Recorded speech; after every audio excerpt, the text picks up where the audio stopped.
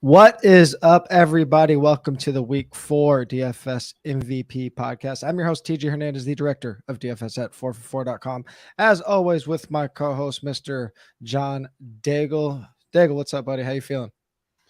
Doing well, fresh off an interesting Week 3 slate. Seems like we got all the late information correct, at least for everyone that joins us in the Discord at 10:45 a.m. Eastern every Sunday morning. We even talked about what to do around your game stacks. And I think I was the one who said, actually, like the one that's sneaking by is skinny stacking at least the Patriots-Ravens game, because that's the one that no one's talking about with the highest ceiling players. So that, fortunately, I got enough of those players right to come away in the green for the first time all season. So we're just hoping to build and get the entire lineup right for a change.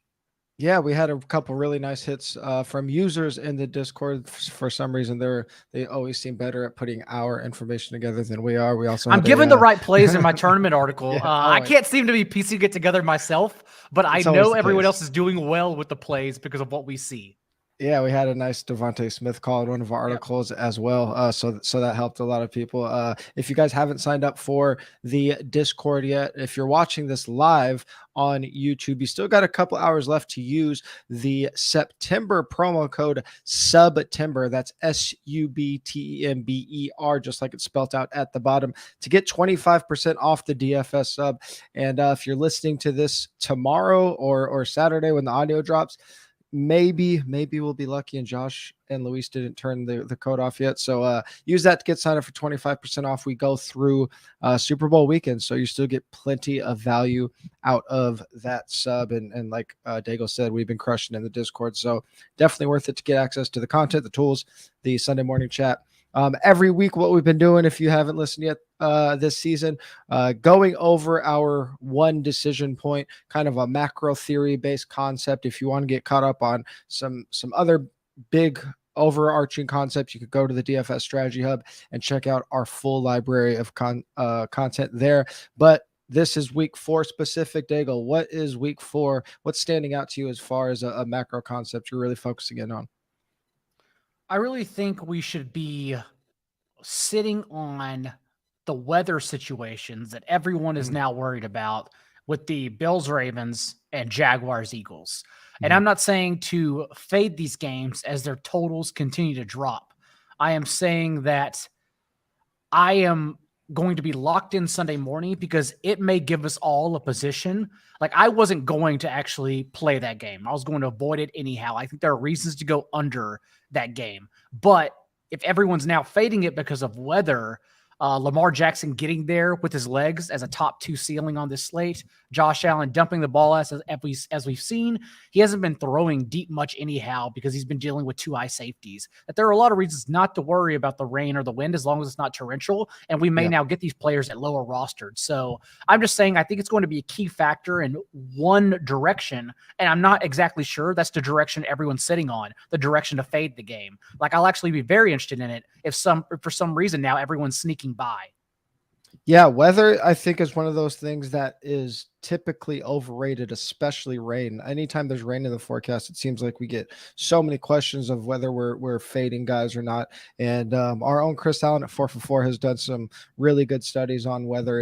And typically, unless it's like that Chicago game we saw in Week 1, typically rain doesn't deflect the offenses too much from doing what they do. It's those heavy winds that could really have some problems. And even then, like until it gets up to that like steady 20 miles per hour, it's really not going to do a lot to move our projections. And the thing about it is things that we're looking at for DFS, whether it be game totals or team totals, they're taking these things into account too. They're not ignoring weather. So when those start moving, that could be an indicator for us to start paying attention to the weather. As you said, some of those game totals are dropping. I also think that might just have a lot to do with maybe some of the numbers just being a little overzealous to begin with. I mean, the slate is kind of ugly after we get past that Bills Ravens game. So maybe there were just some inflated totals to start the week out. It's definitely something I'll be looking forward to seeing what happens with the Bills Ravens players in particular on Sunday morning. Yeah, the one thing that I'm really paying attention to this week, and this is very similar to the discussions we've had already in this segment about flipping the build and making contrarian builds in terms of where you're putting your salary. But this week especially, I'm really paying attention to my salary allocation as it pertains to position, because we're getting a lot of injury news rolling in now, and probably we'll get it coming through Sunday. So we're going to have a lot of cheap plays, maybe more cheap plays than we've had all year. And I think that will naturally result in some really obvious studs and duds builds, which will give us an opportunity to go with some balanced builds. And on top of that, if we look at where people usually start their lineups from, at least their tournament lineups, their quarterback stacks, it's very top heavy. And then there's a lot of really big values. So you got Josh Allen, Jalen Hurts, and Lamar Jackson. And then if you look at the value plays, it's going to be a lot of Geno Smith and Marcus Mariota. So you're going to have a huge gap in quarterback salary. So if you're starting from a different standpoint in that mid-salary tier, you're going to give yourself a really big chance to be contrarian there as well. So obviously from a cash game perspective, we're not too worried about that. We're playing the values, we're playing the best plays, we're making other people prove themselves. From a tournament perspective, really pay attention to when final projections come out late tomorrow night and especially Sunday morning, when we figure out who the obvious cheap plays are going to be, pay attention to where the big salary is going to go. Are people going to be paying down at receiver to get to a high price stack, or are people going to be paying down at receiver to get to a high price running back in some medium stacks? I think the answer is probably going to be the former, but let's really pay close attention to that on Sunday. In Discord, we will definitely be addressing that. I think Mark Andrews will probably get naturally steamed because that makes sense. The tight end position is a disaster. There's literally only 3 guys that I'll have in my pool. Like, I'm not interested genuinely in playing anyone. I don't even want to play TJ Hawk. I never want to play TJ Hawkinson, but maybe since finally Amon-Ra St. Brown's not around to eat his target share shallow, maybe he finally does something for the first time in his career. So yeah, it's tight end is so bad this week that I bet Andrews just naturally gets played. Yeah, that makes sense. Like the obvious combo that people would want on this slate with like independent of salary would be like a Allen, Diggs, Andrews, or Lamar, Andrews, Diggs. And without some crazy values, that's almost impossible. And when we start getting these Richie James type plays opening up with the Giants injuries, that opportunity is going to open up. So I think those two are probably the most obvious guys that get steamed. Stephon Diggs and Mark Andrews might see their ownership go through the roof by Sunday morning. That game is going to be interesting.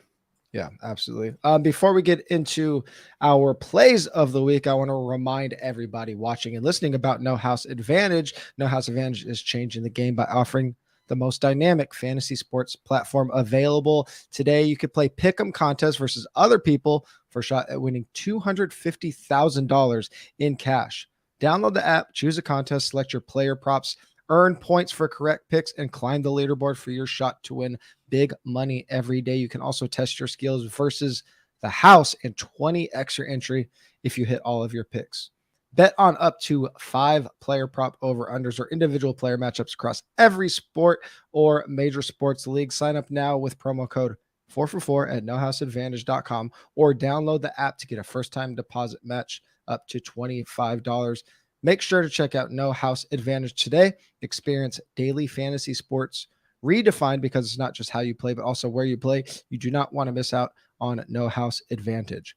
All right, let's jump right into it, starting with the quarterbacks like every week. And at top, I mentioned how I think there's going to be this gap in the middle of quarterback salary, and you like living right in that gap.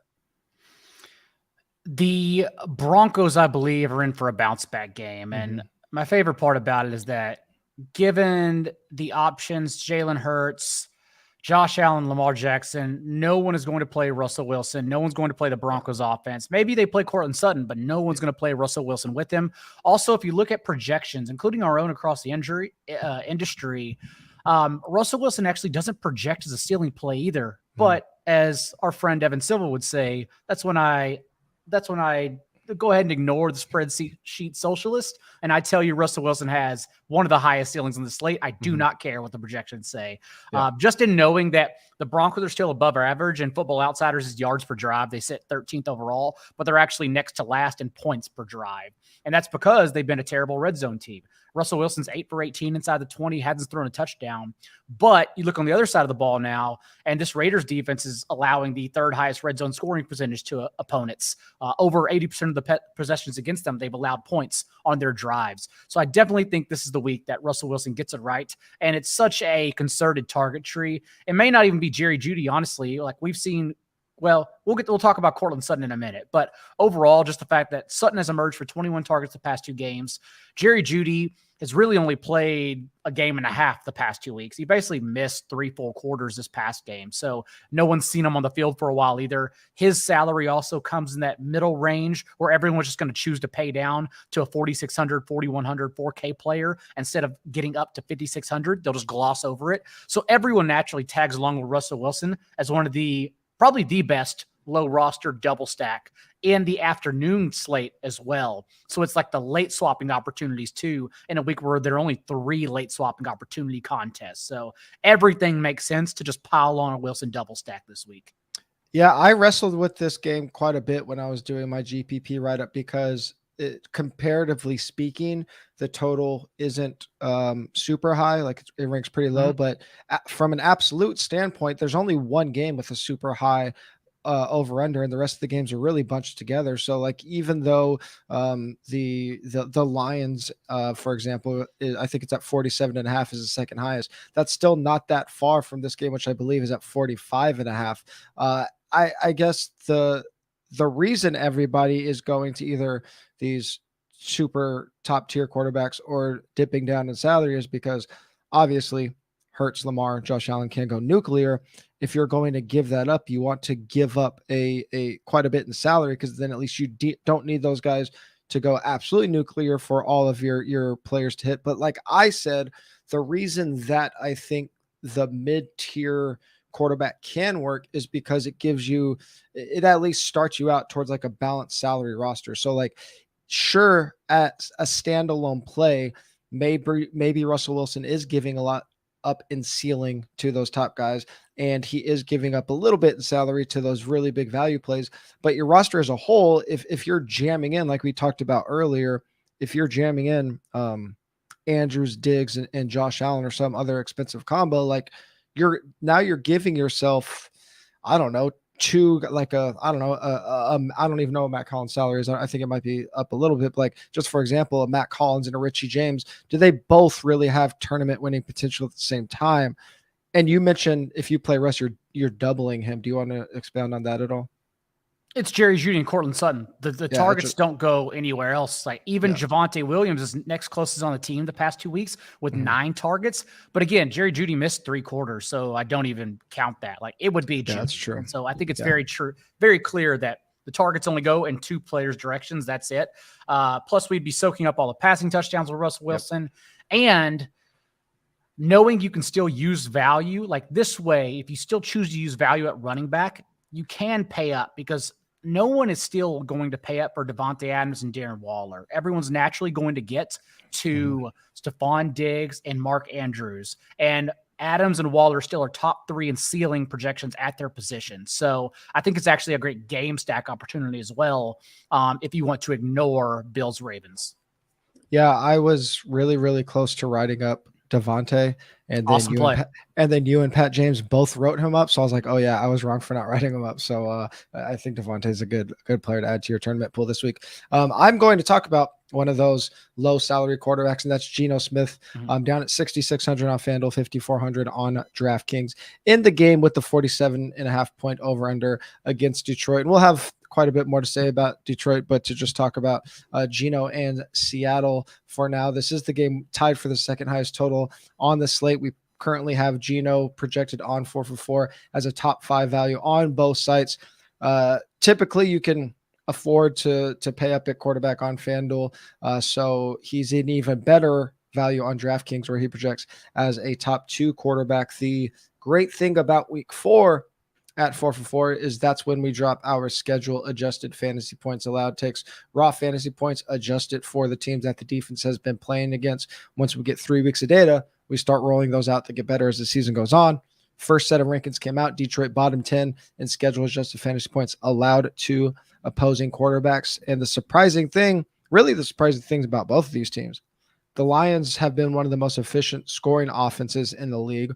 And we like to have a team that could push them if we're going to target a game. Surprisingly, Seattle has been a team that has been up in pace this year, up in pace and up in neutral passing rate. So if you are getting away from those top tier guys, at least in a cash game environment, it makes a lot of sense to go all the way down to a guy like Geno. And again, like I said, from a lineup building ceiling perspective, like the good thing about rostering someone like him is if he gets you 24 points at 5.4K, that's really good. You don't need the 38, 39 that you need from a Lamar or a Josh Allen. Again, the caution is to not just have 3 or 4 super cheap guys. I think that really hurts your ceiling, but it does let you get really creative.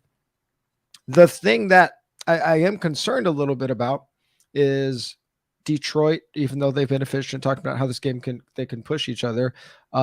Detroit is down their 2 best players.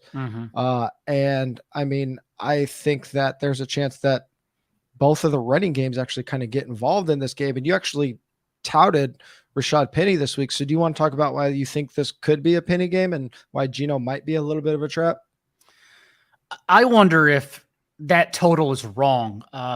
We've seen the past couple of weeks too. Vegas is still prone to get things extremely wrong based on assumptions on just 3 weeks worth of data. They got, and I was wrong on this too, but they got Dolphins, Ravens, for example, in week 2, like they were 30 points off the total. That was one that sank to like nearly 40 points combined, and the over went well over that, obviously. Last week, we saw this as well in a couple games. Thursday night, you saw a 51 total between the Bengals and Dolphins, even though I did bet the under. I didn't believe in either of those offenses in that situation. That one failed to live up to expectations. I think the total on this one's pretty off. Like, yes, you're right.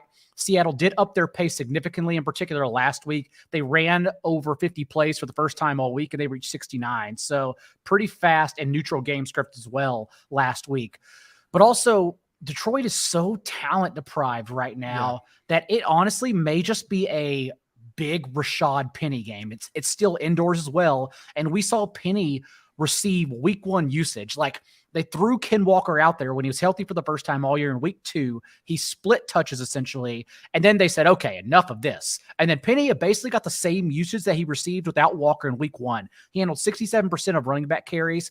And then when Travis Homer, their third down back, went down, Penny ran a route on 55% of dropbacks last week and 26 routes in total to Walker's 4. So like, there's lots of opportunity for Penny here, whether game script goes right, completely right for Seattle, or if it's competitive. And so Penny also, you can play Jamal Williams and Penny in tournaments, but you can also leverage off of Jamal Williams with Penny, thinking Williams isn't on the field anyway because Penny's the one burning him, and like they're dominating time of clock and just possession. So I like Penny a whole lot this week.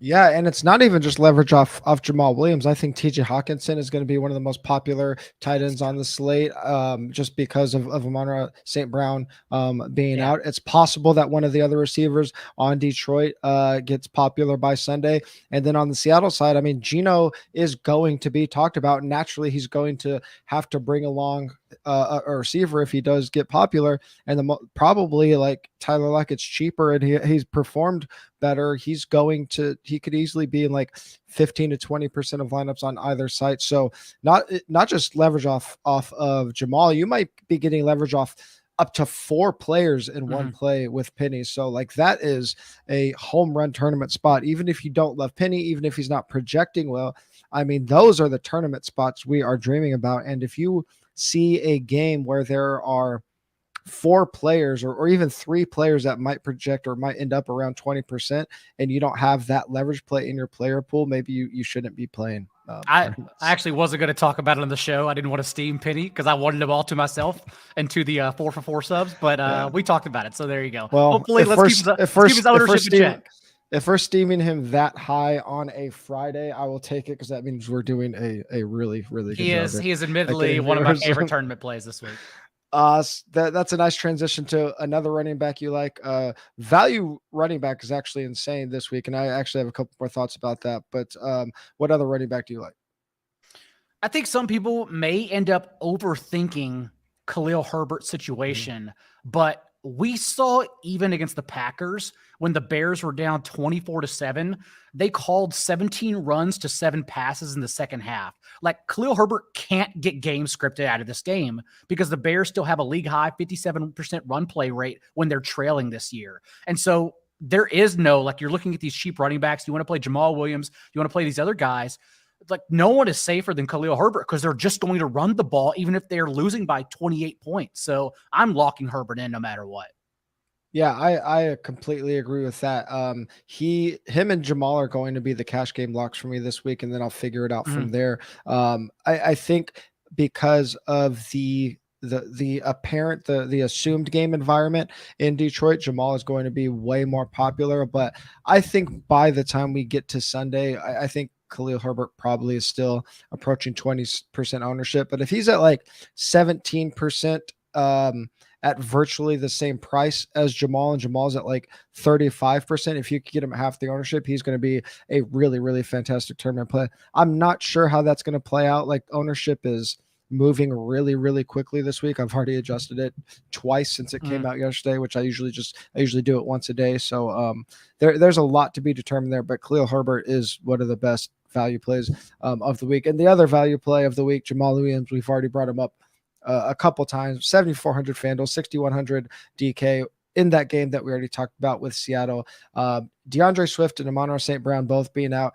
We could really, like, if we wanted to, could stay in this game and give you guys cash plays galore from it.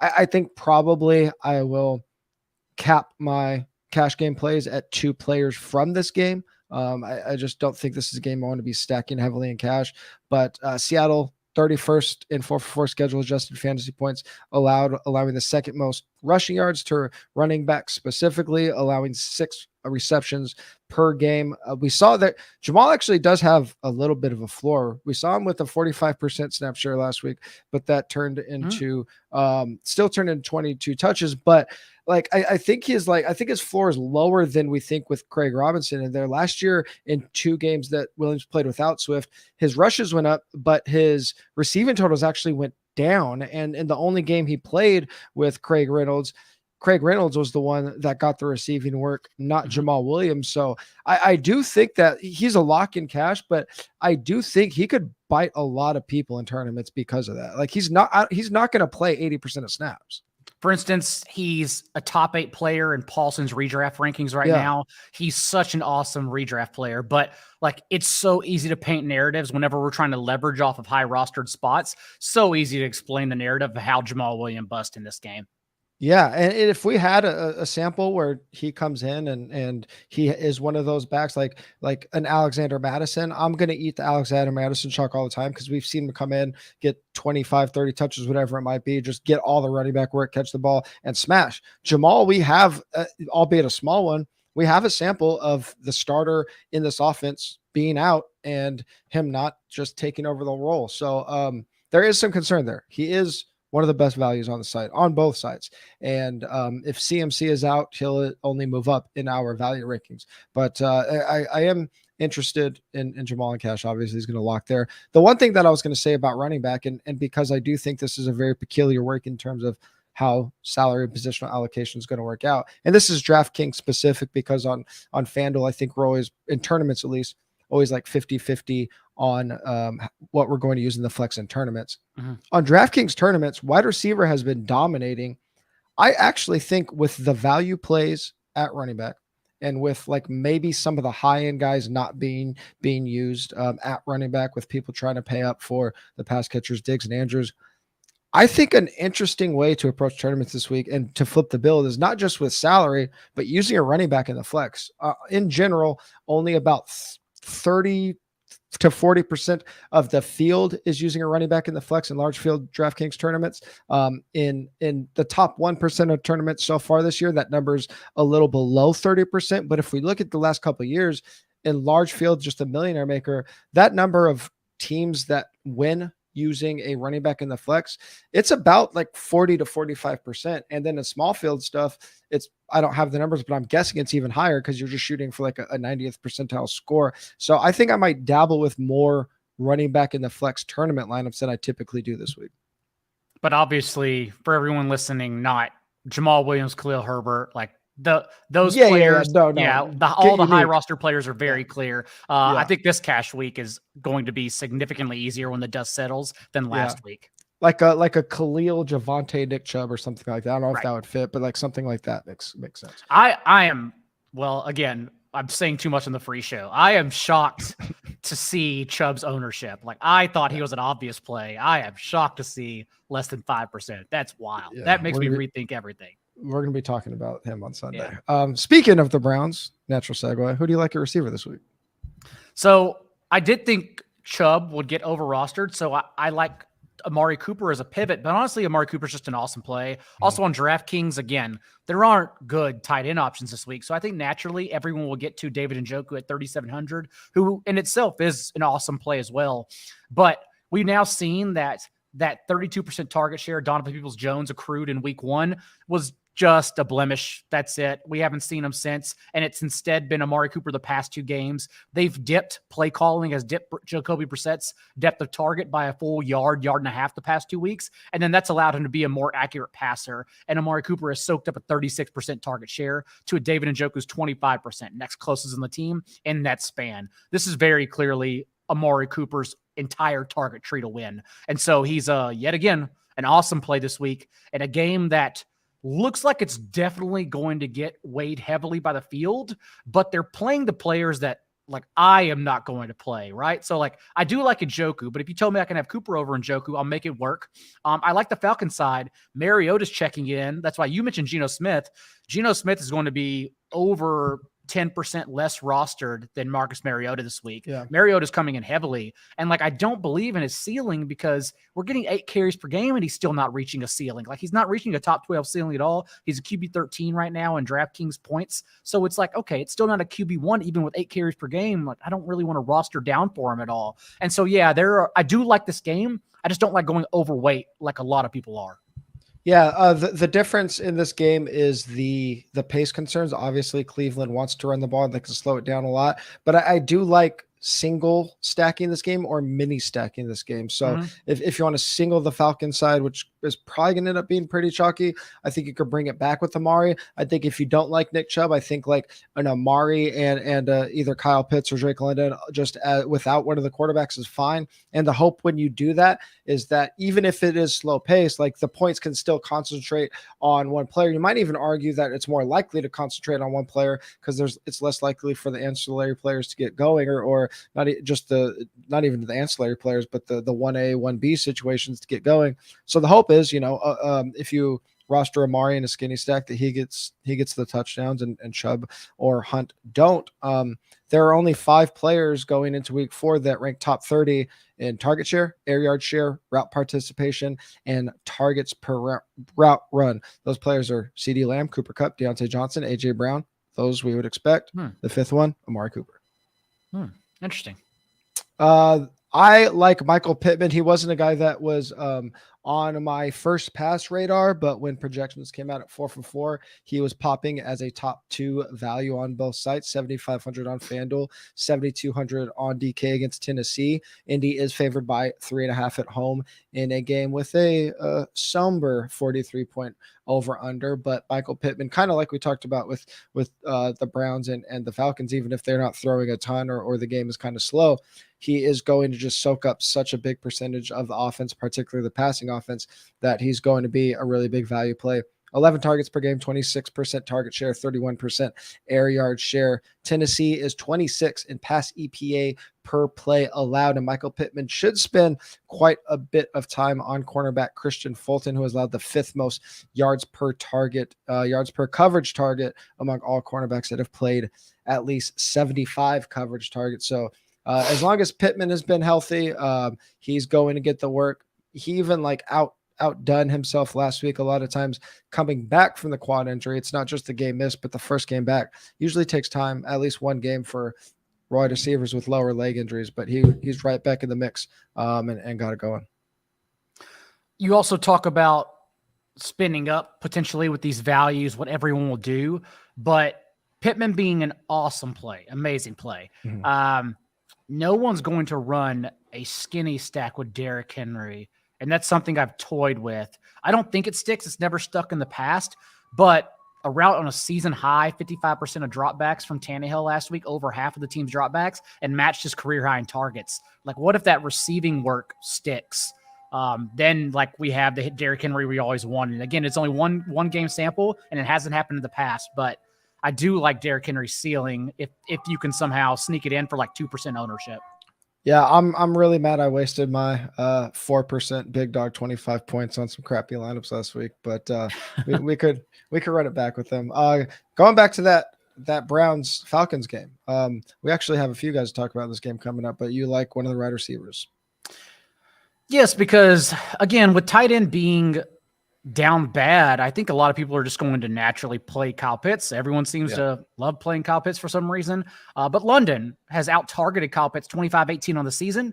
Yep. Everyone makes a big deal about Kyle Pitts' 40% target share from last week, but Drake London was right there with a 30% target share, and in week 2 soaked up a 46% target share. Like, Drake London is the better play, especially in this matchup. So Kyle Pitts, we know he has a ceiling.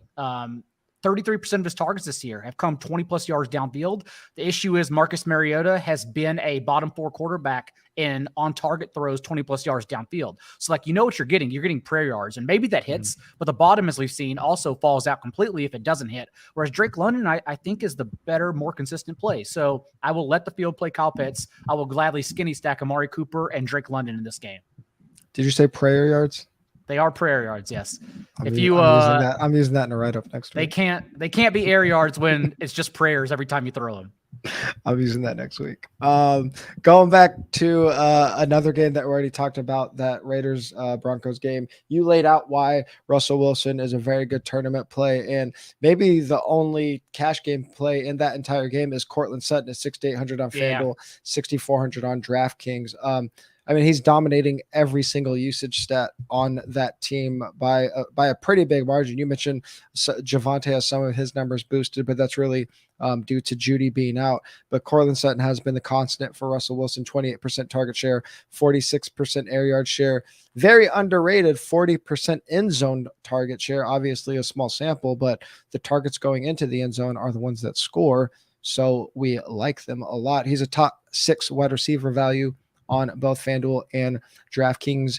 We just, in addition to adjusted fantasy points allowed model, we just re-released the wide receiver breakout model, very similar to the fantasy points expectation model that we have in our player stat tool developed by Sam Hoppin. But Kevin Zatlukel also developed our wide receiver breakout model that goes even deeper into the wide receiver regression candidates.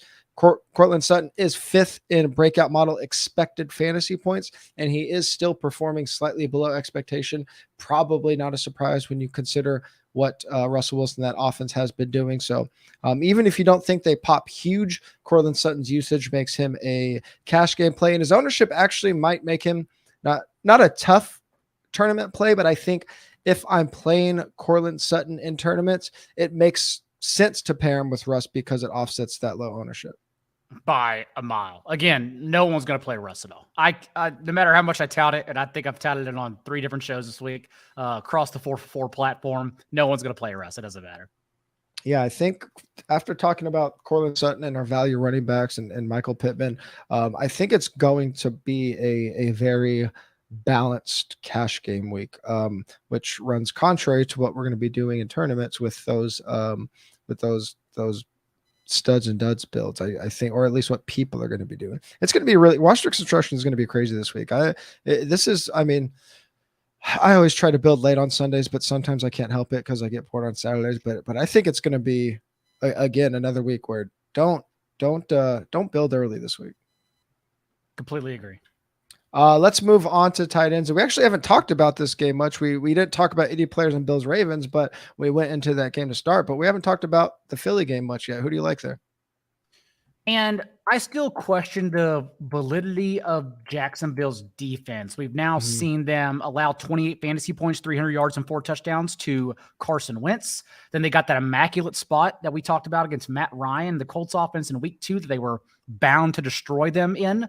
And then, of course, last week hit the nuts with injured Justin Herbert and injured center Corey Linsley and Rashawn Slater end game. So there's really been no reason for Jacksonville's defense to fail. And the one opportunity that they could have, they did. And so we do expect points from Jalen Hurts and this Eagles team, barring weather.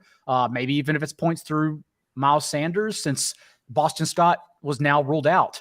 Probably another player I'll add to my tournament list, honestly. But overall, we know A.J. Brown and in particular Devonta Smith, what Smith has done the past 2 weeks are going to be the highest rostered players if you're stacking with Jalen Hurts. And given, again, how fragile tight end this week, I think I'm trying to drag along the ceiling of Dallas Goedert with Jalen Hurts instead. We've seen him injured last week, first of all. But before then, the first 2 games, he ran around on 84% of dropbacks. Like, he's out there as an every down tight end. And as we know, historically, still offers the explosiveness to match Kyle Pitts, David Njoku, maybe not Mark Andrews, but Dallas Goedert can go toe-to-toe with most of these tight ends. They're going to be rostered more. And so I think he's a great stacking option with Hurts if you get there. Yeah, with DFS, I really try every single week to start Monday or Tuesday like a completely new season and take a step back and try to see if like really start with a fresh slate. One of the first things I do is just obviously look at matchups, look at Vegas totals, and look at offense versus defense matchups. And one of the first things I looked at this week was that really good Eagles offense against that really highly ranked Jaguars defense. And for a split second, I paused and said, is there something to this, or are we gonna believe in this Jags D? And I caught myself pretty quick and was like, nah, this, I don't think, if it is, this is the week they're not showing up this week. I don't think. No, I don't think this is the week, which again, maybe is reason to also get off the Eagles, because as we saw last week, they built that 24-0 lead first half over the Commanders. And like Jalen Hurts didn't even hit his passing yards prop because they didn't use him in the second half. Like, they just scaled all the way back and said, like, we won this game in 2 quarters. So this, I didn't know if I was going to get to share this little tidbit this week, but I'm glad you said that, because there is this, I go back and forth because I always hear people say, like, we want our offenses to be pushed, but at the same time, we have seen if a team absolutely rolls another team, sometimes they get there in 3 quarters. Sometimes there's enough for it. So like, I was thinking, do we want our offenses to be pushed, especially for our quarterbacks? Do we need our offenses to go nuclear, to be in shootouts, not just blowouts? I went back 5 years and looked at every quarterback that has scored at least 35 DK points. That was like 102 quarterbacks, I think. The average opponent point scored for those quarterbacks, opponent point scored, not point scored for their team, was 30 points. If we bump that up to 40 DK points, I think that brought the sample to like 30 quarterbacks. The average opponent point scored was 33 points. Now, there were quite a few games in there where the point differential was double digits, but still the other teams were still scoring points. I think there was only, out of those 102 quarterbacks, I think there was only like 6 instances where it was a double-digit point differential for the quarterback with at least 35 DK points and the opposing team being under 20 points. So that narrative that you want your quarterback to be pushed, especially in tournaments, there is actually some data behind it. So, and Jalen Hurts was still amazing. Yeah, like he was. Yeah, he threw those 3 first half touchdowns, but also he still scored 30 points and finishes the QB3 on the week. What really happened is that, one, he wasn't pushed. So 30 points, although you would think that's normally good enough, you had Lamar Jackson going nuclear and getting pushed at the same time. So like Lamar Jackson scored 16 more DraftKings points than Jalen Hurts. It's absolutely insane. That's the issue, and that's what we need to be cognizant every week. And this is why I was okay, I think, in week 2 going with the Carson Wentz. Every single week, it's not just that you need to not have Jalen Hurts to go nuclear. It's you need to not have Patrick Mahomes, Jalen Hurts, Josh Allen, Lamar Jackson to go nuclear. So Yep. if you're trying to decide, like, is it worth it to play a quarterback? Like, how many of these quarterbacks are in nuclear spots? If Jalen Hurts doesn't, if he stops at 28 points, that's a great cash game score. It's gonna be it's gonna be hard to 300. win. It's 303 TDs or bust, honestly. Like that's Yeah. what your quarterback has to have that in his range of outcomes. That's why I worry about Mariota getting steam, because like I just don't think he has that. I don't think he even has 100 rushing yards that he can tack on to 2 touchdowns. So Absolutely agree. That is really, really encouraging for my final positional player of the week, Kyle Pitts, 6,100 on FanDuel, $5,000 on DK.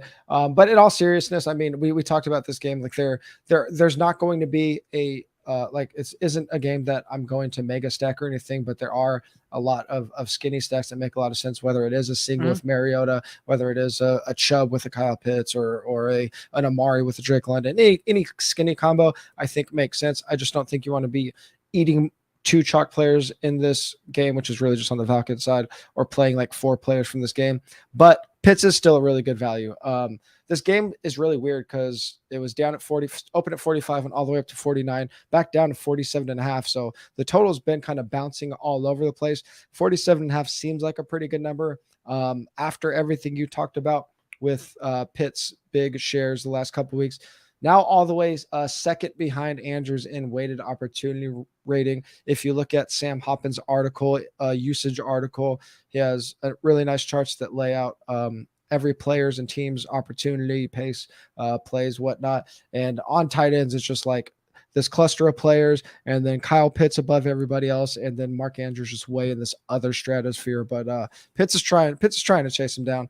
Cleveland a ceiling play, like we talked about. Yeah, it's a ceiling play. Yeah, absolutely. 100% a ceiling play. I don't think I have any interest in Pitts in cash games. Cleveland ranks outside the top 20 in pass EPA per play allowed. You talked about Drake London, Kyle Pitts. They're getting all the targets, very similar to what you talked about with the Broncos as well. I love targeting concentrated passing games because you're just not going to get surprised by somebody else. A team like I can't think of one off the top of my head, but I like targeting these concentrated passing games because we know where the ball is going to go. So the likelihood of the player that you pick popping is going to be a lot higher. We already talked about the obvious pace concerns from Cleveland, but we talked about how to handle that. Quickly, we don't spend a ton of time on defense, but we got a really, really good value this week at defense that you like. And there are some sneaky options here. Like if you think the lines fail, I think sneaking in the Seahawks defense is a good option. But I do like the Cardinals a lot. I like the Cardinals to win straight up. First of all, I picked them on move the line. I'm just eating the 1.5. And that's because Baker Mayfield has, he's 33rd right now in completion rate from a clean pocket. His completion rate actually goes down 43% when he's under pressure because it's Baker Mayfield. No quarterback is playing worse this year. Well, until Brian Hoyer takes the field on Sunday. But to date, no quarterback has played worse than Baker Mayfield. And Cardinals are only getting healthier on defense. J.J. Watt upgraded to a limited practice on Friday. He'll be good to go. Zaven Collins should be out there as well. And Marco Wilson looking to start in their secondary, who they need in the slot. So overall, even though I understand both Rondo Moore and Marquise Brown are questionable, and it sounds like Rondo Moore is going to be out there. Sounds like we'll get both of them back this week. The Cardinals, I'm not worried about the injuries at all. Like I said, healthier on defense. I think it's a great matchup for them. Yeah, this is the biggest defensive player pool I've had so far. It's only week 4, but in my write-up, there are a lot of really good defensive Who's going to be the highest roster? Cardinals on DK, Raiders on FanDuel, I think. Damn, I didn't realize the Cardinals were going to be the highest roster. Okay, yeah, that's fine. But on FanDuel, I think Raiders only 3K on FanDuel. I'm not sure on DK. I'm gonna have to double check that. But Raiders on FanDuel are going to be the most popular. Okay.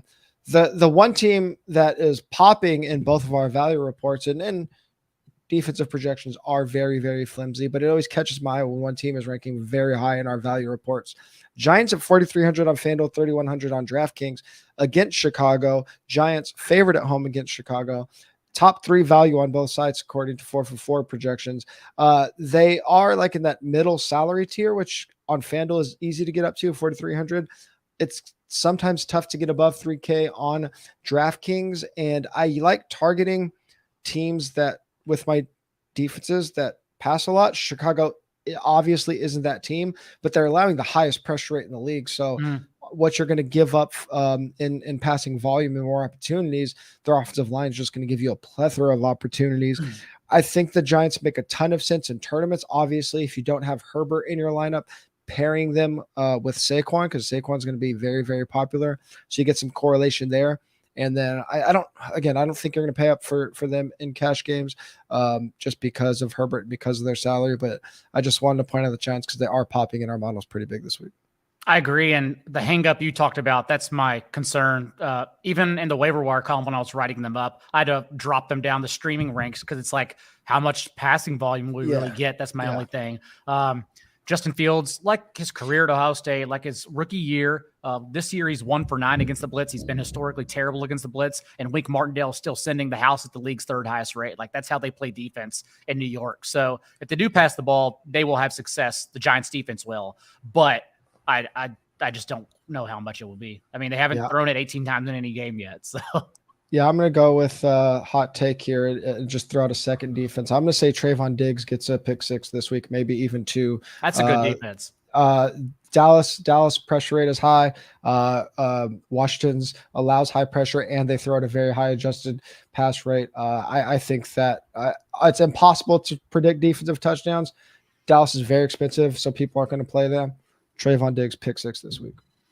Well, Commanders have been down 46-0, outscored in the last 2 first halves. Like, they just get trounced and then are forced to throw the ball, which is good for our defensive volume in the second half. Yes, it is. Well, if you want more of those hot takes and touchdown predictions, make sure you're checking out the GPP Discord show at 10:45 a.m. Eastern time. Apparently, we've been crushing it in there. At least the subscribers have been using our suggestions and doing well. We're going to put it all together and have a big score for you guys coming up. So hopefully we'll be sharing that with you come Sunday afternoon. Just a reminder, if you haven't signed up yet, 4for4 to get access to that Discord channel and the rest of our tools and content. Use the promo code SUBTIMBER, spelled out at the bottom for you. SUBTIMBER to get you 25% off the DFS sub. If you're watching on YouTube, that runs through the end of tonight. If you're getting this audio in the morning and it's not still live, shoot me a message and we can figure something out. If you enjoy what we do, please rate and review on your podcast platform. 5 stars always help. If it's less than 5 stars, don't worry about it. If you are on YouTube, please like and subscribe our videos and subscribe to our channel and follow us on Twitter. You could find Mr. Daigle at NotJDaigle. I'm at TJ Hernandez. 4for4 is always at 4for4 football. We will talk to you guys Sunday morning.